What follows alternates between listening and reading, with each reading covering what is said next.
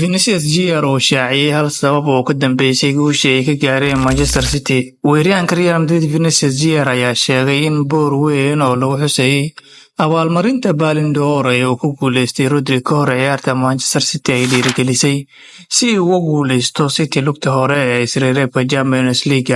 Xiddiga khadka dhexe ee Spain Rodri ayaa ku guuleystay abaalmarinta qiimaha leh bishii Oktoobar isagoo ku garaacay garabka reer Brazil. Real Madrid ayaa xitaa qaadacday xafladii abaalmarinta ee ka dhacday Paris maadaama ay dareemeen in xiddigoodii uu u qalmay biladda. Boorka weyn ee ay taageerayaasha City ka taageen garoonka Etihad habeenkii Talaadada ayaa muujinayay Rodri oo dhunkanaya Ballon d'Or iyadoo lagu qoray ereyada George oo inta qalbiga ka ilmeyn. Si kastaba ha ahaatee, goolkii daqiiqadii ugu dambeysay ee Jude Bellingham ayaa xaqiijiyay in Real Madrid ay ku guuleysato 3-2. Waxaan arkay boorka, Vinicius Jr ayaa u sheegay Movista. Markasta oo taageerayaal iga soo horjeeda ay sidaas sameeyaan waxay i siiyaan xoog dheeri ah si aan u sameeyo bandhig weyn waana sameeyay. Tani waa xil ciyaareedkii afaraad oo xiriir ah iyo 5 jeer 6 sano ee la soo dhaafay oo labada kooxood ay isku arkaan wareegyada bugbaxa ee tartankan. Real Madrid ayaa rigoorayaal ku badisay kulankii sidii dhamaadka ee xil ciyaareedkii hore, waxaana kooxda Carlo Ancelotti ay ugu dambeyn qaaday Champions League markii 15aad.